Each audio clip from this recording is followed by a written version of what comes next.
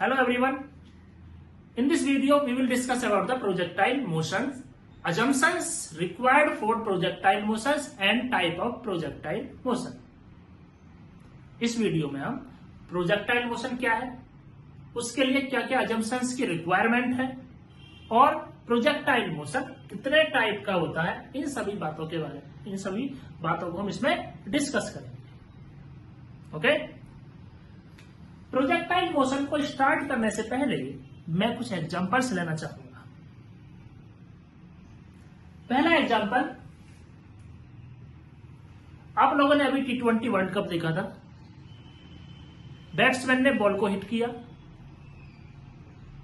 David Miller, और boundary पर सूर्य कुमार यादव ने बहुत ही शानदार कैच को कैच किया. आपने उसमें देखा होगा कि बॉल को डेविड मिलर ने यहां से हिट किया था और बाउंड्री पर सूर्य कुमार यादव यहां से बॉल को हिट किया और सूर्य कुमार यादव के पास बॉल पहुंची.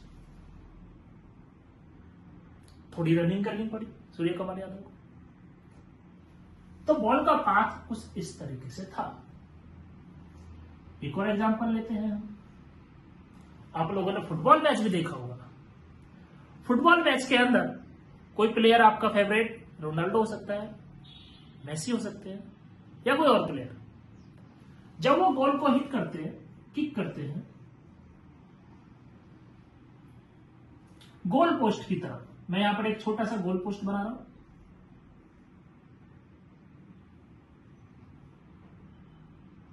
गोल पोस्ट की तरफ हिट किया, बॉल एक कर्ड पाथ पे मूव करती है.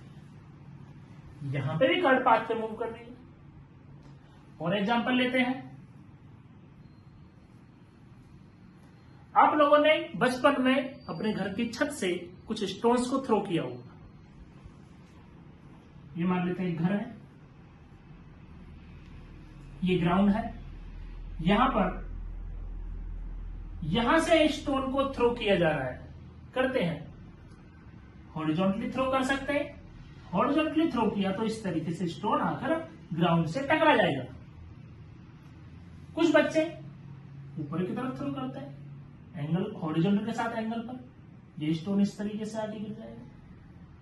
कुछ बच्चे नीचे की तरफ थ्रो करते हैं, ये स्टोन इस तरीके से आगे गिर जाएगा. तो यहां पर भी हम देख पा रहे हैं कि जो पार्टिकल है, जो ऑब्जेक्ट है, वो एक कर्ड पाथ पे मूव कर रहा है.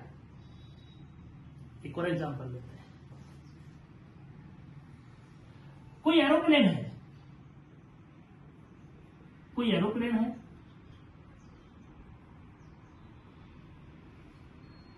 मान लेते हैं कि ये आगे 100 मीटर पर सेकंड से जा रहा है. 100 मीटर पर सेकंड, कुछ भी वेलोसिटी हो सकती है उसकी. 100 मीटर से आगे जा रहा है, मीटर पर सेकंड से आगे जा रहा है, और इसके अंदर कुछ ऑब्जेक्ट रखे हुए हैं. जैसे टेररिस्ट कैंप पर हमला करना होता है, अटैक करना होता है, तो हम बॉम्ब को रिलीज करते हैं, गिराते हैं उनको. तो यहां पर मान लेते हैं कि बॉम्ब है.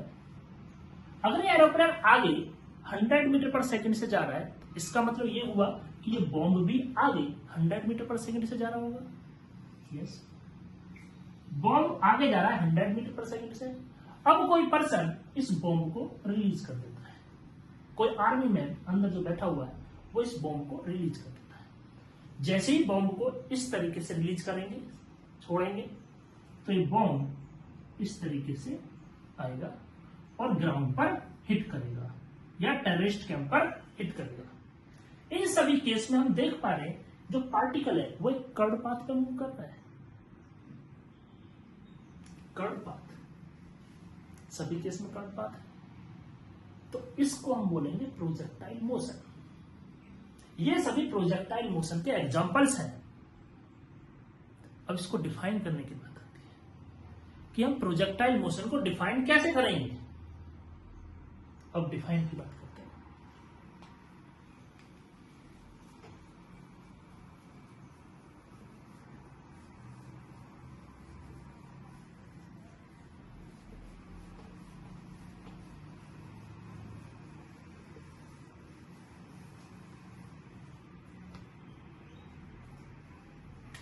हमने अभी जो एग्जांपल्स देखे इन सभी में ऑब्जेक्ट एक कर्व पाथ पे मूव कर रहा था और उस ऑब्जेक्ट पर ग्रेविटेशनल फोर्स लगा हुआ था। ग्रेविटी उस ऑब्जेक्ट को नीचे की तरफ खींचेगी, पुल करेगी।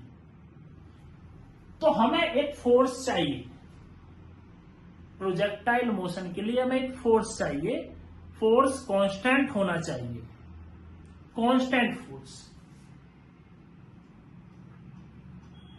कांस्टेंट फोर्स होना चाहिए। अगर कांस्टेंट फोर्स है तो उसका एक्सेलरेशन भी क्या रहेगा? कांस्टेंट। Constant acceleration. एग्जांपल के लिए बात करें कांस्टेंट फोर्स, यहां पर ग्रेविटेशनल फोर्स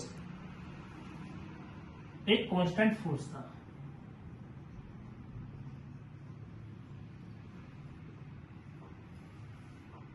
mg। और यहां पर हम कोई इलेक्ट्रोस्टैटिक फोर्स भी ले सकते हैं जो क्लास 12th में आएगा। Electrostatic force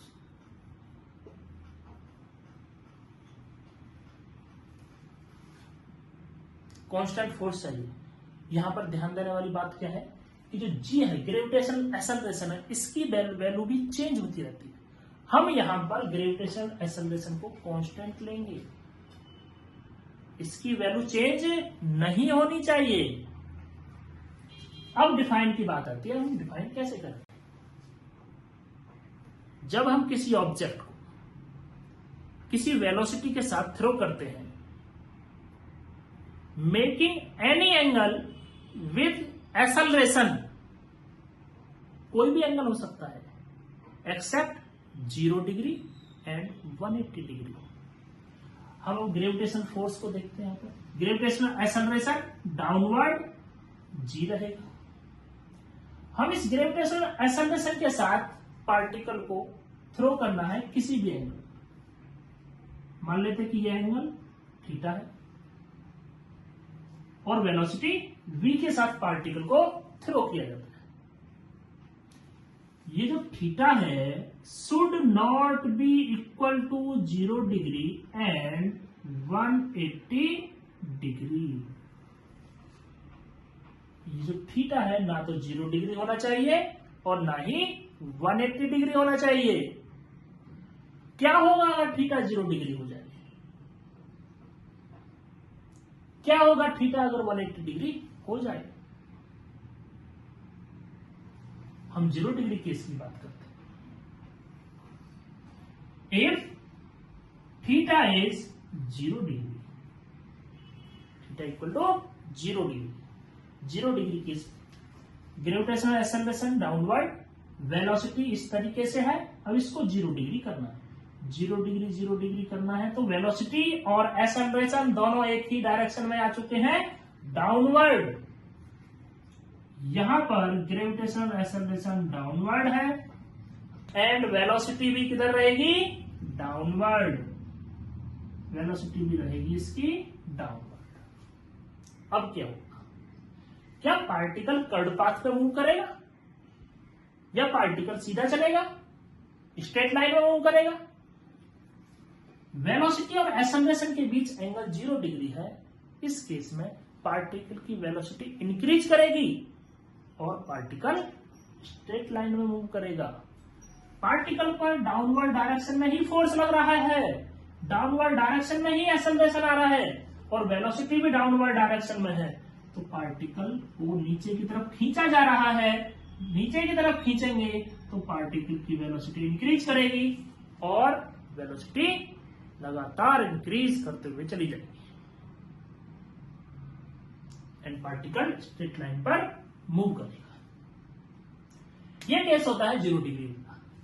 second case, if theta equal to 180 degree. अब थीटा 180 डिग्री करते हैं, क्या होगा? Gravitational acceleration downward g, velocity किधर रखनी पड़ेगी? 180 डिग्री के लिए ऊपर की तरफ रखनी पड़ेगी, अपवर्ड डायरेक्शन में रखनी पड़ेगी। वेलोसिटी पर डायरेक्शन। और ये एंगल जो बना है ये कितना है, 180 डिग्री। अब वेलोसिटी ऊपर की तरफ, एक्सेलरेशन नीचे की तरफ, या फोर्स नीचे की तरफ, डाउनवर्ड डायरेक्शन। अब क्या होगा, पार्टिकल की वेलोसिटी v है, फोर्स डाउनवर्ड डायरेक्शन है, तो पार्टिकल की वेलोसिटी क्या करेगी, डिक्रीज करेगी। पार्टिकल को खींचा जा रहा है अपोजिट डायरेक्शन में, पार्टिकल ऊपर जाने की कोशिश कर रहा है, उसको ग्रेविटेशनल एक्सेलरेशन नीचे की तरफ खींच रहा है। तो क्या होगा, पार्टिकल की वेलोसिटी धीरे धीरे जीरो हो जाएगी। तो पार्टिकल की वेलोसिटी धीरे धीरे जीरो हो जाएगी। फिर क्या होगा, पार्टिकल नीचे की तरफ आएगा, किसकी वजह से, ग्रेविटेशनल एक्सेलरेशन की वजह से, ग्रेविटेशनल फोर्स की वजह से। अब पार्टिकल एक स्ट्रेट लाइन में ही मूव करेगा। थीटा 0 डिग्री और थीटा 180 डिग्री, दोनों केस में पार्टिकल एक स्ट्रेट लाइन पे मूव करेगा। प्रोजेक्टाइल मोशन के लिए वेलोसिटी और एक्सेलरेशन के बीच जो एंगल है, वेलोसिटी और ग्रेविटेशनल एक्सेलरेशन के बीच में जो एंगल है वो ना तो 0 डिग्री होना चाहिए और ना ही 180 डिग्री होना चाहिए। इसके अलावा कोई भी एंगल चलेगा। ओके, अब यहां पर हम डेफिनेशन लिखने की कोशिश करते हैं।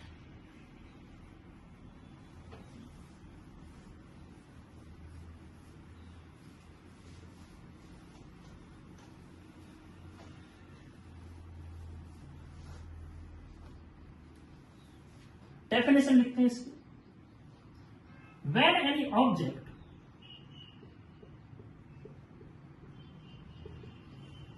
any object moves such that initial angle between velocity and acceleration is not 0 degree and 180 degree. Angle ना तो 0 डिग्री होना चाहिए और ना ही 180 डिग्री होना चाहिए। वेलोसिटी और एक्सेलरेशन के बीच एंगल ना तो 0 डिग्री हो और ना ही 180 डिग्री हो। उस केस में जो पार्टिकल है वो एक प्रोजेक्टाइल मोशन करेगा। Then motion of object is called projectile motion, and this object, इस ऑब्जेक्ट को हम नाम बोल देंगे projectile. This object is called project. Okay, तो ये हमारे पास एक बेसिक डेफिनेशन आ चुकी है। क्या डेफिनेशन है, मैं फिर से रिवाइज करा देता हूं कि हम किसी भी ऑब्जेक्ट को इस तरीके से थ्रो करते हैं, इस तरीके से फेंकते हैं कि वेलोसिटी और एक्सेलरेशन के बीच जो एंगल है, इनिशियल एंगल, वो ना तो 0 डिग्री होना चाहिए और ना ही 180 डिग्री होना चाहिए। उस केस में जो मोशन रहेगा पार्टिकल का क्या रहेगा, प्रोजेक्टाइल मोशन। प्रोजेक्टाइल जो मोशन है वो एक 2 डायमेंशनल मोशन है। This is 2 dimensional motion. 2 dimensional motion. Particle एक स्ट्रेट लाइन में मूव नहीं कर रहा है। स्ट्रेट लाइन होता तो 1D मोशन, 1 डायमेंशनल मोशन। अब पार्टिकल एक प्लेन में मूव कर रहा है। पार्टिकल को यहां से थ्रो किया और पार्टिकल इस तरीके से गया।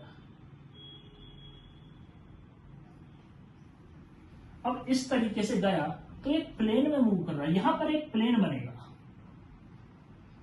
Particle moves in a plane और this type of motion is called 2D motion और plane motion.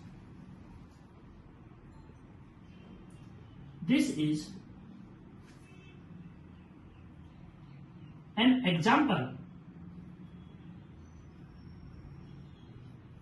Of motion in a plane, particle एक प्लेन में मूव करता है। ओके, अब हम बात करते हैं इसके अजम्पशंस के बारे में। प्रोजेक्टाइल मोशन के लिए अजम्पशंस क्या होने चाहिए, बेसिक अजम्पशंस क्या है इसके, आप इसको लिख सकते हो।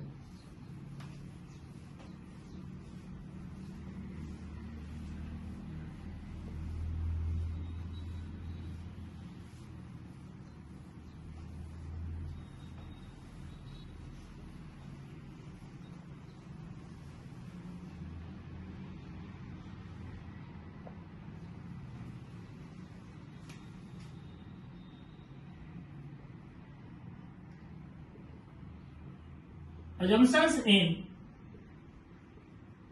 projectile motion.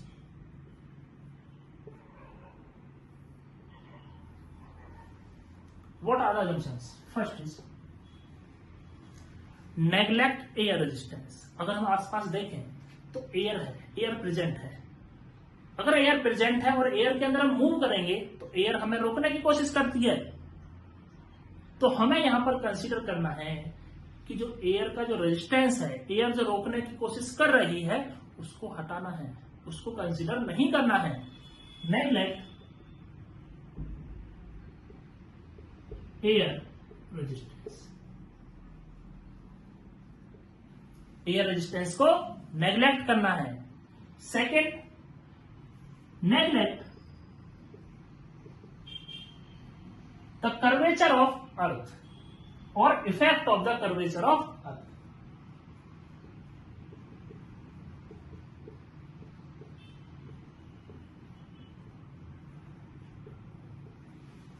अर्थ स्फीयर के शेप में है तो स्फीयर कंसीडर हमें नहीं करना है। हम यहां पर ट्रीट करेंगे कि अर्थ एक फ्लैट है, ठीक है, हमें उसके कर्वेचर के इफेक्ट को नेग्लेक्ट करना है। Third is value of gravitational acceleration is constant. Value of gravitational acceleration is constant. Gravitational acceleration की वैल्यू को हमें कांस्टेंट कंसीडर करना है, क्योंकि हाइट के साथ ग्रेविटेशनल एक्सेलरेशन की वैल्यू डिक्रीज करती है, लेकिन यहां पर हमें यह कंसीडर करना है कि वैल्यू चेंज नहीं होगी। जी की वैल्यू हमें 9.81 मीटर पर सेकेंड स्क्वायर ही यूज करना है। And last assumption is earth का जो रोटेशन है, अर्थ अपनी एक्सिस पर रोटेट करती है, तो उसके इफेक्ट को भी नेग्लेक्ट करना है। Neglect the effect of rotation of earth, उसके इफेक्ट को भी हमें नेग्लेक्ट करना है। ये बेसिक अजम्पशंस है, 4 अजम्पशंस है।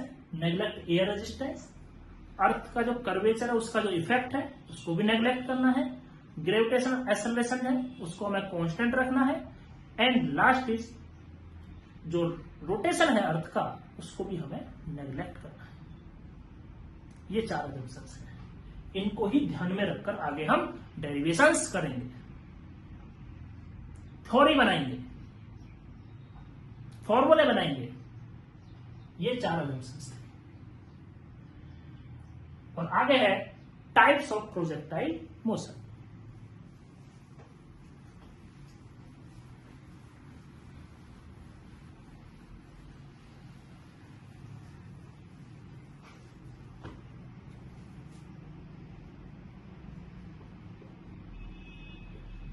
Types of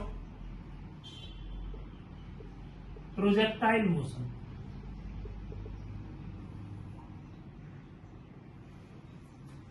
There are 3 types of projectile motion.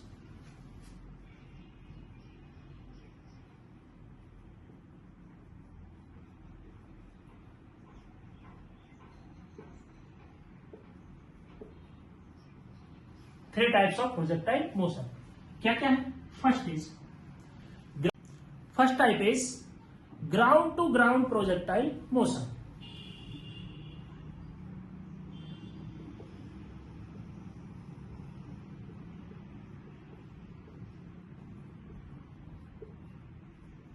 What is ground to ground projectile motion? When we throw any object from ground, हम ग्राउंड से ऑब्जेक्ट को थ्रो करते हैं और वह ऑब्जेक्ट ग्राउंड पर ही आ जाता है, इस केस को बोलेंगे ground to ground projectile motion. Second case और सेकेंड टाइप, प्रोजेक्टाइल मोशन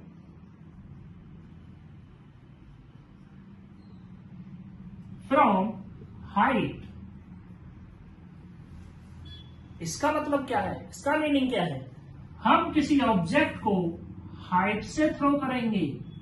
मान लेते हैं कि ये एक रूफ है, हाइट h, यहां से कोई स्टूडेंट या बच्चा एक पार्टिकल को थ्रो कर रहा है, एक ऑब्जेक्ट को थ्रो कर रहा है, तो पार्टिकल इस तरीके से ग्राउंड पर हिट करेगा। Third is projectile motion on inclined plane.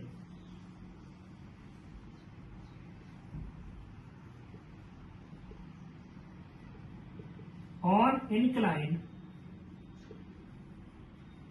Plane, inclined plane पर, ये एक इंक्लाइंड प्लेन है, making angle alpha with horizontal, इस पर हम एंगल थीटा के साथ किसी पार्टिकल को थ्रो कर रहे हैं अपवर्ड डायरेक्शन में, तो पार्टिकल इस तरीके से जाएगा और इंक्लाइंड प्लेन पर हिट करेगा।